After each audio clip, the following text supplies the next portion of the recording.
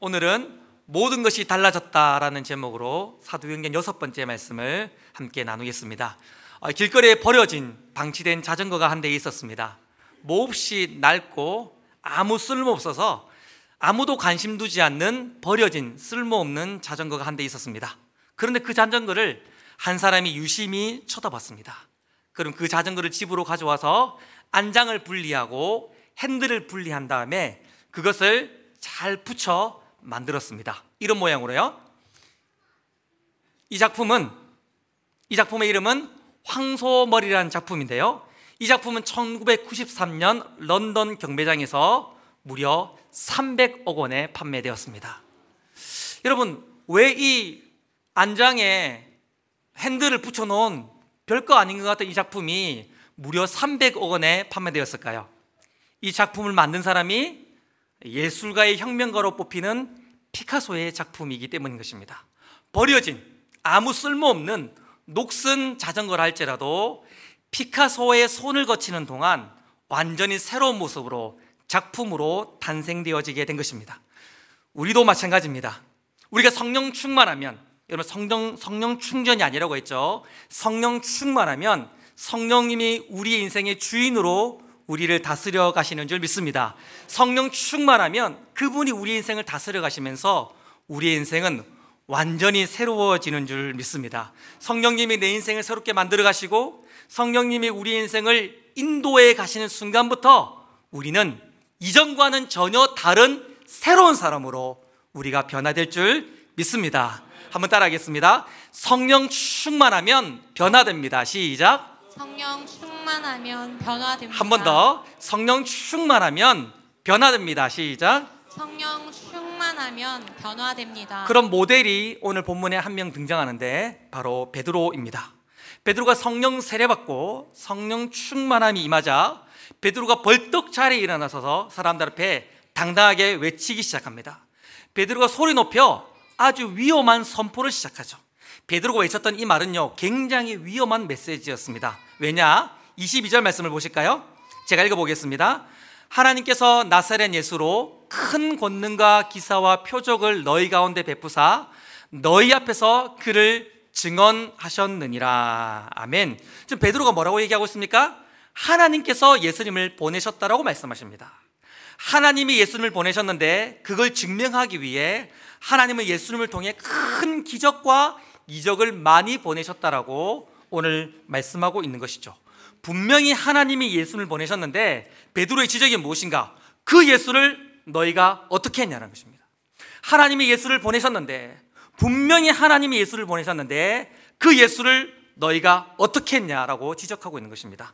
36절 말씀을 보실까요? 너희가 십자가에 못 박은 이 예수를 하나님의 주와 그리스도가 되게 하셨느니라 하니라. 너희가 예수를 십자가에 못 박았지만 하나님이 보내신 하나님의 아들 메시아 그리스도를 너희는 십자가에 못 박았지만 하나님은 그분을 살리셔서 우리의 주인이 되게 하셨고 우리의 그리스도가 되게 하셨다라고 베드로는 당당하게 용감하게 선포하고 있는 것입니다. 여러분, 지금 베드로 앞에 서 있는 사람들은요, 예수님에 대해서 호의적인 사람이 전혀 아닙니다. 여러분, 지금 베드로를 둘러싼 사람들은 다 누굽니까? 유대교 사람들인데 유대교의 심취에 있어서 유대교의 절기인 오순절을 지키기 위해서 전 세계로부터 성지순례 온 사람들입니다. 그러니까 우리로 따지면 굉장히 열심문자, 그러니까 유대교에 아주 열심히 특심한 사람들이 지금 모여 있는 거예요. 그런 유대교의 가르침에 의하면 예수님은 하나님께 신성 모독을 한 하나님을 향한 이단자, 돌로 쳐 죽게 될 사람이었습니다. 지금 베드로가 그런 사람들 사이에서 이 메시지를 던지고 있는 것입니다. 또한 베드로를 둘러싸고 있는 사람이 누구냐면 예수님을 십자가 못 박혀 죽게 한 종교 지도자들, 유대인들이 베드로 주변에 가득 둘러차 있는 것입니다. 그런데 베드로는 오늘 본문을 가만 보면 조금도 주눅들지 않습니다. 오히려 당당하게 일어나서 그들의 죄를 지적하며 예수님이 우리의 왕이시다, 우리의 그리스도시다라고 외치고 있는 것입니다. 여러분, 우리가 잘 알다시피 베드로는 원래 이런 사람 아니었어요. 불과 50일 전만 해도 사람들이 두려워서 예수님을 부인하고 저주까지 한 사람이고, 그런 사람들이 두려워가지고 꽁꽁 숨어가지고 문도 걸어 잠그고 숨어 있었던 배신자이고 겁쟁이였습니다. 우리 아이가 달라졌어요. 거기 보면 금쪽이들이 나오잖아요. 그 모든 금쪽이보다도 가장 확실하게 베드로가 바뀌었습니다. 그런 모든 금쪽이보다도 완전한 극변한 변화로 베드로가 완전히 새로운 사람이 되었습니다. 베드로가 왜 이렇게 바뀌었습니까? 도대체 50일 동안 그 사이에 도대체 어떤 일이 있었기에 베드로가 확 급진적으로 변화될 수 있었던 것입니까? 베드로가 성령 충만한 줄 믿습니다. 베드로가 성령 충만하자 베드로 인생을 성령님이 다스려가기 시작했고, 그 성령님은 베드로를 겁쟁이에서 담대한 그리스도의 증인으로 바꾸어 놓으신 줄 믿습니다. 존 스토턴은 이런 얘기했습니다. 성령님은 겁쟁이를 설교자로 바꾸셨고, 성령님은 실패자를 사명자로 바꾸셨다. 베드로가 성령 충만해도 베드로의 환경은 달라지지 않았습니다. 베드로가 아무리 성령 충만해도 오히려 그의 환경은 더 위협적인 환경으로 바뀌어가고 문제는 더 커졌습니다. 그러나 달라진 것이 있습니다. 베드로가 바뀐 거예요. 성령 충만한 베드로가 바뀌자 그 문제를 뛰어넘고 그 역경을 돌파해내면서 그 문제를 이겨나는 강한 그리스도인으로 베드로가 바뀌어지게 된 것입니다. 여러분, 성령 충만하면 변화됩니다. 아니요, 성령 충만해야져만, 사투리가 나왔네요. 성령 충만해져야지만 우리가 변화될 줄 믿습니다. 여러분, 정말 축복합니다. 정말 축복합니다. 성령 충만하셔서 진짜 살아계신 하나님을 믿는 사람답게 변화될 수 있기를 주님의 이름으로 축원합니다. 여러분들에게 미션을 드리겠습니다. 숙제를 드리겠습니다. 오늘 예배 마치고 식사하시고 나서 사랑방 모임에 가시면, 오늘 제가 성령 충만해야 변화된다고 했는데 어떻게 성령 충만할지, 무엇을 해야 우리가 성령 충만할지에 대해서 여러분의 생각과 여러분의 경험과 여러분의 노하우를 사랑방 모임에서 나누시길 바랍니다. 그리고 그것을 잘 나누면서 한 주간의 삶 동안 성령 충만하기를 지체들과 함께 결단하시고 그렇게 살아낼 수 있기를 주님의 이름으로 축원합니다. 숙제 체크할 거예요, 알았죠? 보고서 통해 다 체크할 거니까 집에 가지 마시고 그렇게 체크하시길 바랍니다. 오늘 베드로는 설교를 하고 있습니다. 베드로가 설교를 하게 된 배경이 있었어요. 성령 충만한 제자들이 전 세계 언어로 복음을 전하는 사건들이 있었습니다. 지난주에 함께 나누었죠. 그래서 사람들의 반응은 두 가지였습니다. 첫 번째, 사람들은 당황하며 놀라는 사람들이 있었고, 어떤 사람들은 오히려 술 취했다고 조롱하면서 비아냥거리는 사람들이 있었습니다. 놀라운 성령의 임재의 사건들을 보면서 사람들은 저마다 각기의 생각들을 하게 되었던 것이죠. 그때 베드로가 일어나서 오늘 읽었던 본문의 메시지의 설교를 하고 있는 것입니다. 그 설교의 결론이자 마무리 부분에 보시면 예수님이 우리의 그리스도라는 이야기를 하고 있어요. 그런데 오늘 우리가 본문으로 읽었던 이야기는 어떤 내용이 기록되어 있냐면, 성령 강림의 사건이 우리에게 어떤 유익을 주는지, 성령 강림이 우리에게 어떤 의미가 있는지를 설교하는 것입니다. 근데 여러분, 베드로의 설교에 의하면 성령 강림은 우리의 모든 것들을 변화시켰다는 것입니다. 성령 강림 사건은 우리의 삶을 조금 좋게 한 것이 아니라 우리의 모든 삶을 완전히 변화시켰다라고 베드로는 말하고 있는 것입니다. 그래서 오늘 설교의 제목이 뭡니까? 한번 따라할까요? 모든 것이 달라졌다. 시작. 모든 것이 달라졌다. 왜 그런가? 신약 시대의 성령의 임재의 특징 때문입니다. 신약 시대의 성령 임재의 특징 때문인 것입니다. 신약 시대는 어떻게 성령이 임재하시는가? 첫 번째는 차별이 없는 임재입니다. 여러분, 구약 시대에도 사람들에게는 성령이 임했죠. 그런데 어떤 사람들에게 성령이 임했냐면 왕이나 제사장이나 선지자 같은 특별한 사람들에게만 부분적으로 성령이 임할 뿐이었습니다. 그러나 신약 시대에는 성령이 어떻게 임하는가? 놀랍습니다. 2장 17절 말씀을 같이 읽어보겠습니다. 여러분, 이거 여러분의 이야기예요. 자, 감동적이게 같이 읽어보겠습니다. 시작. 하나님이 말씀하시기를 말세에 내가 내 영을 모든 육체에 부어주리니 너희의 자녀들은 예언할 것이요 너희 젊은이들은 환상을 보고 너희 늙은이들은 꿈을 꾸리라. 아멘. 가장 먼저 이렇게 말하죠. 성령이 모든 육체에게 부어진다고 말합니다. 그러면서 그 모든 육체가 누군지를 말하는데, 첫째는 자녀들에게 성령이 부어지고, 둘째로는 젊은이들에게 성령이 부어질 뿐 아니라 마지막으로는 늙은이들에게도 성령이 부어진다고 말합니다. 나이에 상관없이, 노소에 상관없이 모든 세대 가운데에, 모든 사람들에게 성령이 부어지는 줄 믿습니다. 여러분, 이것은요, 오늘날 우리들에게는 당연한 이야기지만 구약 백성들에게는 이건 상상할 수 없는 이야기였습니다. 구약 백성들에게는 성령이 어떻게 임하는 것이었냐면 아주 특별한 사람들에게, 정말 특별한 선택받은 몇 사람들에게만 성령이 임하는 것이었습니다.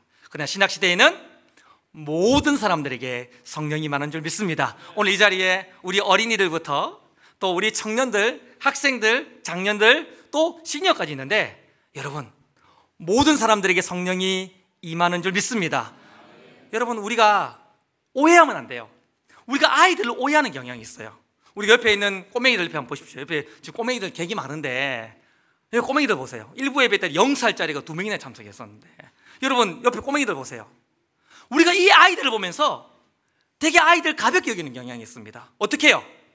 그냥 조용히 예배해라, 쉿 이러면서 우리 아이들을 가볍게 취급하는 경향이 있습니다. 전혀 그렇지 않습니다.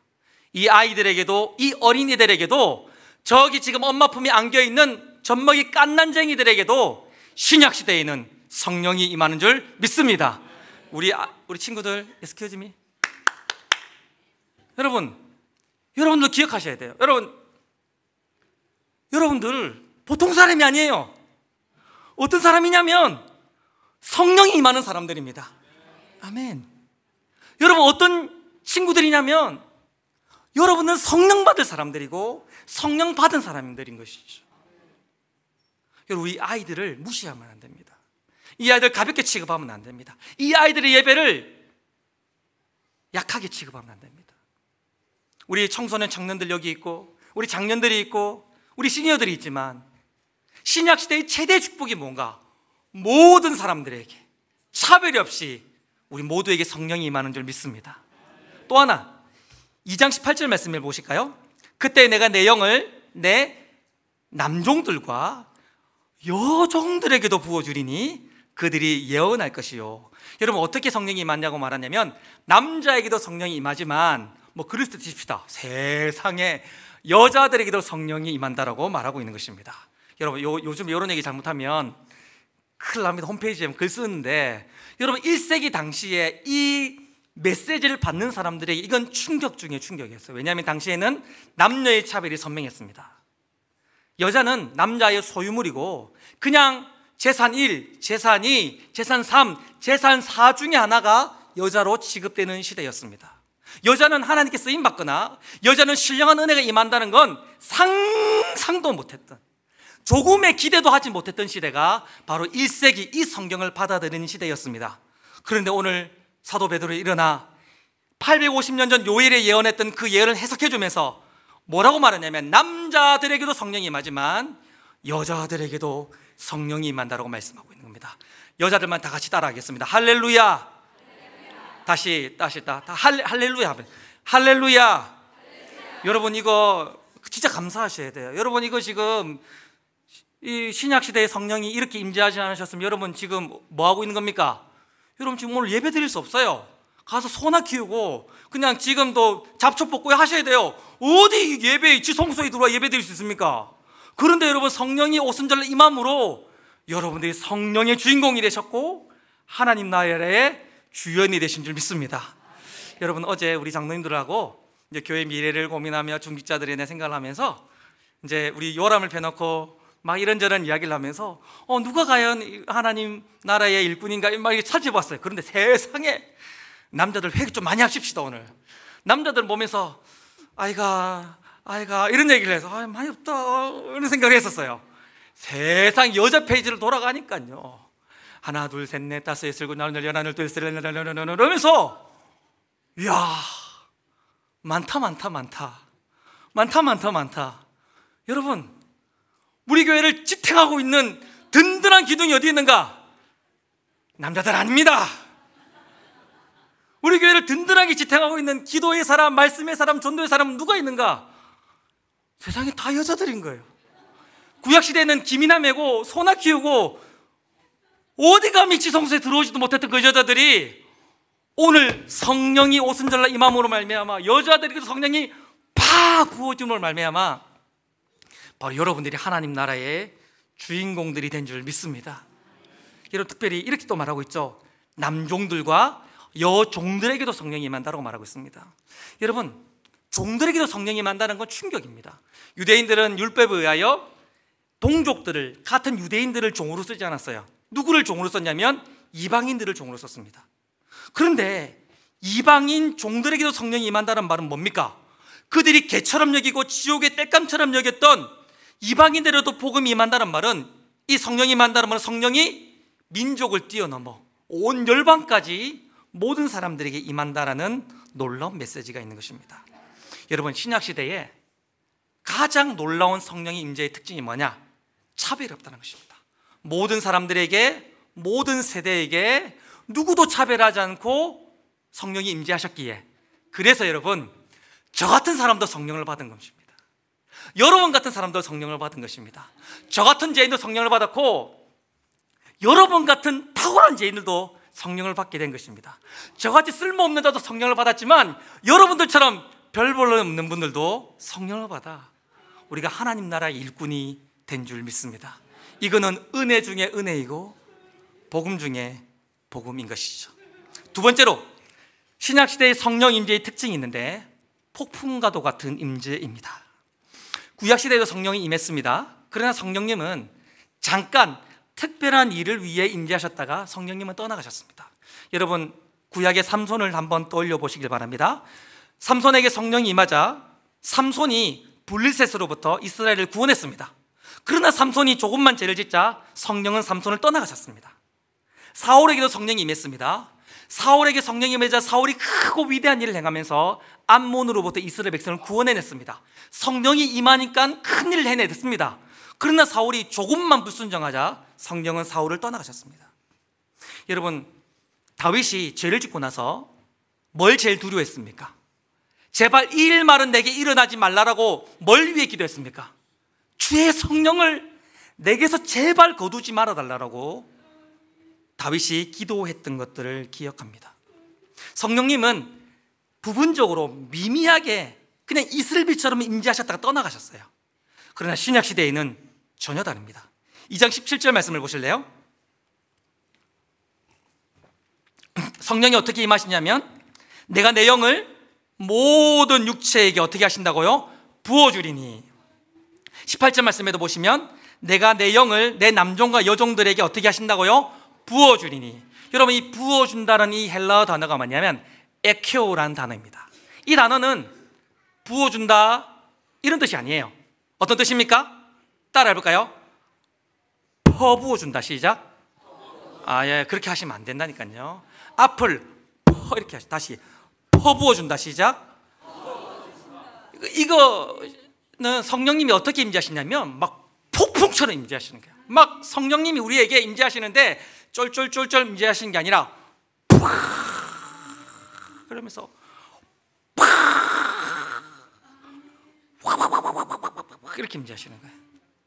제가 예전에 그 선교단체를 섬겼었는데 나 항상 7월 말에 캠프를 했기 때문에 그때 항상 태풍이나 비가 많이 왔었어요. 제가 예전에 이제 고신대 캠프에서, 고신대라는 장소에서 캠프를 했는데 그날 비가 엄청 많이 왔습니다. 비가 얼마나 많이 왔냐면, 여러분 거짓말이 아니라 진짜인데요. 여러분, 비가 많이 와서 비옷을 입고 나가잖아요.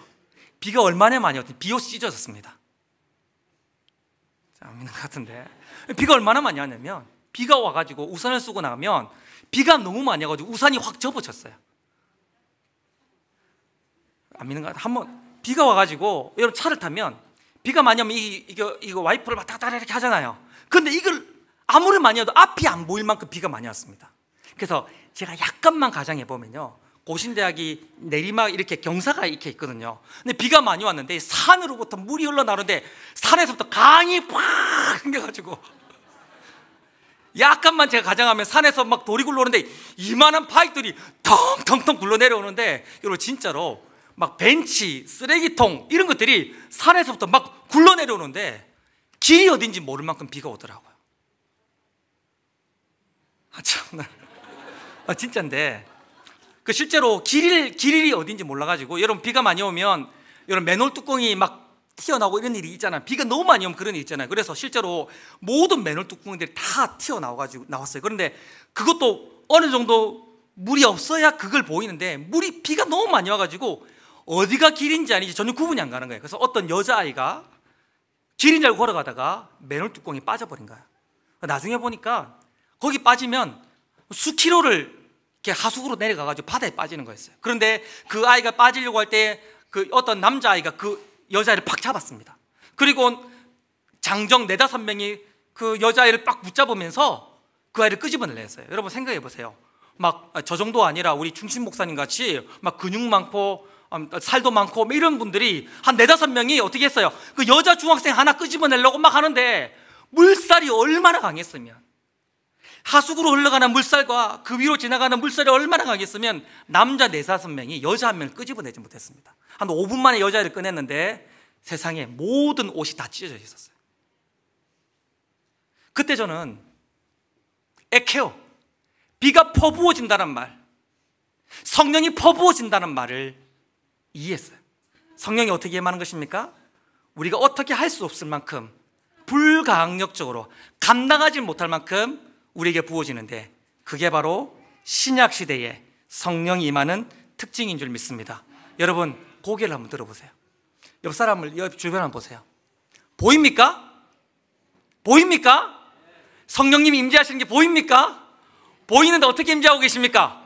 에케오, 퍼부어지고 있는데 불가항력적으로 우리가 감당할 수 없을 만큼 성령이 지금 이 순간, 여러분 예배할 때마다 여러분의 삶의 현장 가운데 늘 우리 가운데 임재하시는 줄 믿습니다.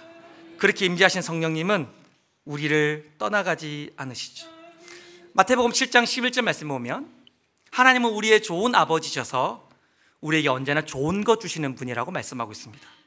근데 똑같은 본문인 누가복음에 보면 우리 좋으신 아버지가 우리에게 주시는 가장 좋은 선물이 있는데, 그게 바로 성령인 줄 믿습니다. 이거 예수님의 말씀이에요.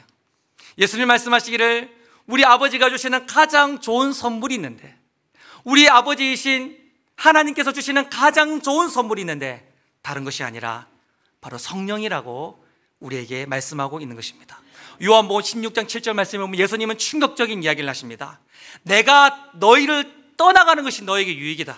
내가 너희와 함께 하지 않고 내가 너희를 떠나는 것이 유익이다. 왜냐하면 내가 떠나가야 너희에게 성령이 임하기 때문이라고 말씀하셨죠. 여러분, 예수님이 내 옆에 계시면서 내가 눈으로 예수님을 보는 것보다 더 큰 축복이 있습니다. 바로 성령이 무차별적으로 우리에게 임재하시면서 성령이 폭풍처럼 내게 임하는, 지금 현재 내가 누리고 있는 이 은혜가 예수님이 내 옆에 계시는 것보다 더 큰 은혜라고 우리 예수님이 직접 그 말씀을 하신 것이죠. 여러분, 신약시대에 교회된 우리가 누릴 수 있는 최고의 큰 축복이 뭔가? 여러분, 진짜 리얼한 그리스도인으로 부름받은 우리에게 하나님 주신 가장 큰 축복이 뭔가? 성령이 내게 임하셔서 성령이 날 떠나지 아니하시고 나를 사로잡은 것이야말로 가장 큰 축복인 줄 믿습니다. 그러면 성령이 임하면 우리에게 어떤 구체적인 축복이 주어집니까?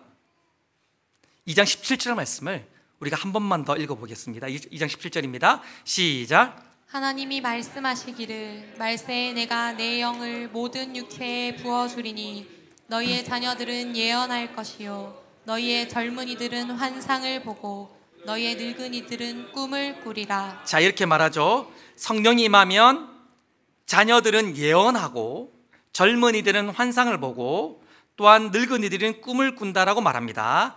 예언, 환상, 꿈입니다. 여러분 저를 보실까요? 지금부터 제가 질문을 할 건데 여러분 마음으로 대답하셔야 됩니다. 1부 때도 마음으로 대답하렸는데 아멘 하신 분 계신데 아멘 하지 마시고요. 여러분 마음으로 대답해 보십시오. 지금 성령님이 이 자리에 계시잖아요, 맞죠? 그런데 성령님이 우리에게 임재하시면, 성령님이 늘 우리에게 임재하시는데 성령님 임재하시면 우리 주일학교 아이들이 벌떡 일어나 갑자기 예언을 하게 될까요? 그리고 우리 청년들이 갑자기 일어나 눈이 디비지면서 환상을 보고 하나님 나라의 비밀을 말하는 일들이 일어나게 될까요? 그리고 시니어들 갑자기 일어나셔가지고 전부 다 같이 일어나서 갑자기 꿈을 꾸면서 예언하고 환상을 보며 꿈을 꾸는 일들이 오늘 지금 이 순간에도 일어나게 될까요? 대답하셨습니까? 정답을 발표하겠습니다. 정답은 아닙니다. 하나님은 신비롭고 능력 있으신 분이시죠. 그분의 신비의 영역 속에 우리는 얼마든지 예언도 하고 환상도 보고 꿈을 꿀 수 있습니다. 그 일은 지금도 일어나고 있고 얼마든지 그건 가능합니다. 그러나 오늘 본문에서 말하는 건 그런 뜻이 아닙니다. 여러분, 요엘은요 1세기 당시로부터 850년 전, 그러니까 구약 선지자였습니다. 여러분, 구약 시대에 예언과 환상과 꿈은 뭐였습니까? 구약 시대의 예언과 환상과 꿈은 하나님의 계시의 수단이었습니다. 구약 시대에 하나님은 하나님의 말씀을 전하시기 위해, 하나님은 하나님의 자신을 드러내시기 위해, 하나님이 그의 백성들에게 하나님의 진심, 마음을 보여주시기 위해 선지자, 제사장, 왕에게 예언을 하게 하셨고 환상을 보게 하셨고 꿈을 꾸게 하셨습니다. 예언, 환상, 꿈 자체가 의미가 있는 것이 아니라 그걸 통해 하나님의 말씀이 선포되었고 예언과 환상과 꿈을 통해 하나님의 계시가 백성들에게 선포되어졌던 것입니다. 요엘은 그 말하고 있는 겁니다. 성령이 임하면 우리에게 계시의 세계가 열리게 되는 줄 믿습니다. 요엘이 그 말하고 있고 베드로가 그렇게 말하고 있는 것입니다. 구약시대에는 하나님의 뜻을 알려면, 하나님의 말씀을 알려면 다 어떻게 해야 됐습니까? 제사장에게 가서 물어보고 선지자에게 가서 물어보는 것이 방법이었습니다. 그러나 신약시대는 달라졌습니다. 신약시대에는 굳이 제사장에게 찾아가지 않아도, 굳이 선지자에게 찾아가지 않아도, 굳이 왕에게 찾아가지 않아도 하나님의 말씀, 하나님의 뜻, 하나님의 계시를 성령 받은 스스로가 알 수 있게 되어지는 줄 믿습니다. 성령 받은 우리에게 주어지는 가장 큰 축복이 무엇인가? 놀라운 계시의 세계, 깊고도 풍성한 계시의 세계가 우리에게 열려서 하나님의 계시의 결정체인 말씀을 통해서 우리는 오늘도 하나님을 알고, 말씀을 통해 하나님을 만나게 되어지고, 이 말씀을 통해 하나님의 진심, 하나님의 뜻, 하나님의 음성을 말씀을 통해 듣게 되어지는 것이죠. 여러분, 우리가 성령 받았어요. 이 성령 받은 우리에게 주어지는 가장 큰 축복이 무엇인가? 바로 우리가 계시의 사람이 된 거예요. 말씀의 사람이 된 거예요. 직접 하나님을 만날 수 있는 사람이 된 것이 바로 이 성령의 축복인 것입니다. 그런데 여러분, 한번 질문해 보고 싶어요. 여러분들은 그런 놀라운 축복을 받았는데 여러분들은 그 축복을 누리고 있습니까? 너무 깊고 너무 풍성해서 내가 감당도 다 하지 못할 계시를 여러분들은 한 주간 누리셨습니까? 예배 가운데에 여러분들은 진짜 넓고 풍성한 말씀의 결정체인 하나님의 중심을 여러분들은 성령의 인도하심을 따라 누리고 만나고 있습니까? 여러분, 사랑방 모임에 가서 나눌 때에 말씀 나누는 거 맞습니까? 말씀의 은혜를 누리는 거 맞습니까? 한 주간 세상을 살아갈 때에 진짜 계시의 풍성함을 받은 성령 충만한 사람답게 그 말씀의 은혜를 누리고 있는 건 맞냔 말입니다. 2007년에 40대 한 남자가 설악산 마등령을 등정하다가 실종되었습니다. 그리고 6일 만에 발견되어졌는데 안타깝게도 사체로 발견되었어요. 사인을 조사했더니, 부검의 사인을 조사했더니 영양실조에 의한 탈진이었습니다. 그러니까 영양실조 때문에 죽은 거예요. 그런데 놀라운 것은 그가 가방을 메고 있었는데 그의 배낭 안에는 3일치 먹을 식량이 들어있었습니다. 3일치 식량이 들어있지만 그것을 먹지 않았기에 그는 죽게 된 것이죠. 이거 혹시 우리의 모습 아닙니까? 성령의 충만함을 받아 성령의 차별없고 폭풍과도 같은 임재를 통해 계시의 세계가 활짝 열렸어요. 우리의 배낭에는, 우리의 두 손에는, 우리의 삶 가슴 속에는 놀라운 계시의 세계가 열려있단 말입니다. 근데 그것을 꺼내 먹지 않아서, 그것을 우리가 우리의 것을 누리지 않아서, 그것을 우리가 누리지 않고 맛보지 않아서 영양실조 걸려 죽는 것이 말씀의 기가 가운데 메말라 있는 우리의 모습이 아닌지를 여러분 돌아볼 수 있기를 바랍니다. 여러분, 축복하기는 우리가 성령 받아서 어떤 축복을 누린지를 깨달아서 다시 말씀으로, 다시 계시의 세계로 돌아가 하나님을 깊이 만날 수 있기를 우리 주님의 이름으로 축원합니다. 그러면 마지막으로 어떻게 해야 될까요? 디모데 전서 4장 13절 말씀을 우리 다 같이 한 목소리를 읽어보겠습니다. 시작.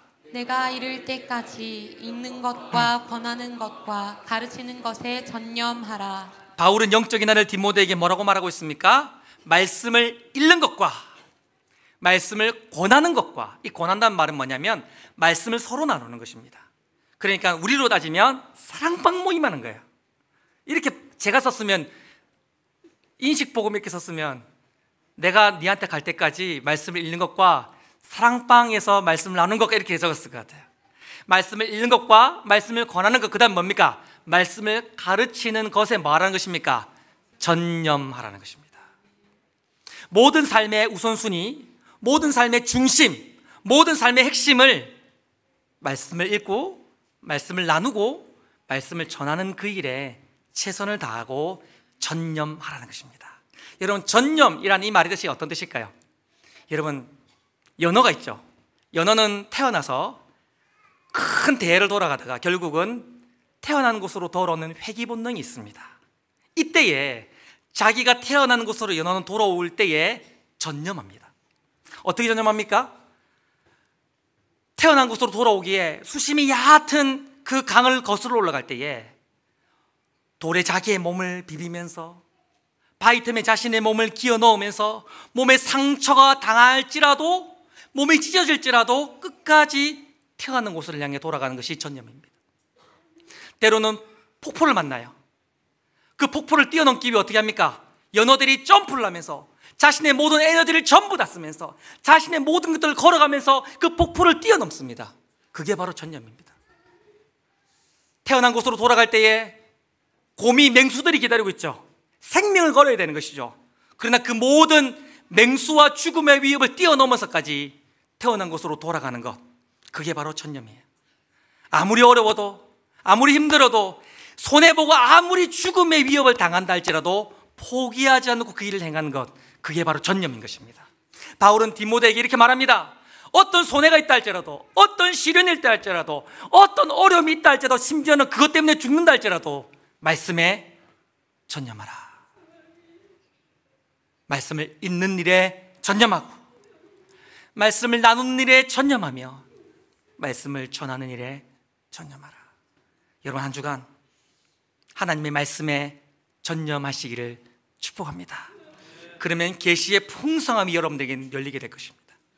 그래서 여러분들은 하나님의 나라의 비밀을 맛보며 신약시대 교회에 주신 가장 큰 축복을 누리는 진짜 행복자들이 될 것입니다. 그렇게 살 수 있기를 주님의 이름으로 축원합니다.